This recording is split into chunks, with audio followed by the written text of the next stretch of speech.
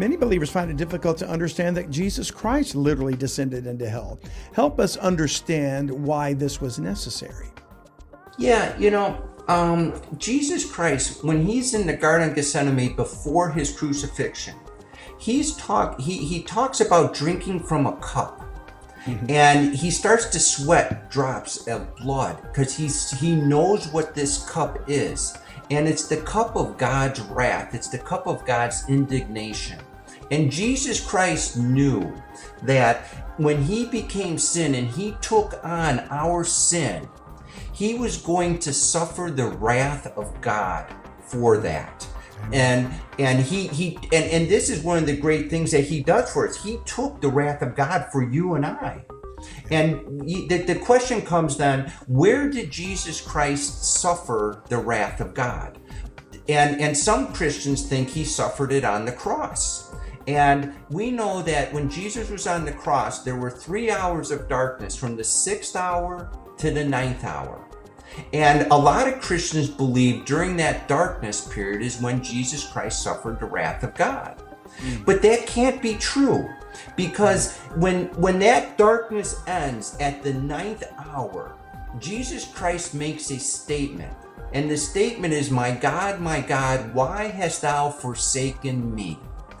God the Father forsook Jesus Christ at the 9th hour, not the 6th hour. It's at the 9th hour that Jesus Christ is forsaken of God. And the moment Christ says that, he dies. That's right. And when Christ dies, he goes to hell. And there's passages in the Psalms that talk about Christ's descent into hell. And there's a pathway that we'll talk about in a few minutes of how you get to hell. The soul, there's a mechanism that gets the soul from the top of the earth down into hell itself. Yeah. But Jesus Christ talks about that descent into hell in Psalms. And as he's in hell is when he suffers the wrath of God and drinks from that cup of indignation is where he does. And in the law, when a sacrifice was offered for sin, the sacrifice was first killed and then it was burnt with fire. And the burning of fire was a picture of God's judgment on that sacrifice. But what had to happen to the sacrifice first? It had to die. Then the judgment of God came. Amen. Jesus Christ followed the pattern of the law. He died on the cross. He left it forsaken of God.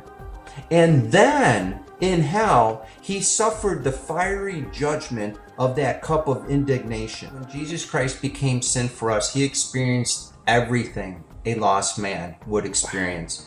And he did that for us. He took our place. We will never experience what he did because he did it for us. But yeah.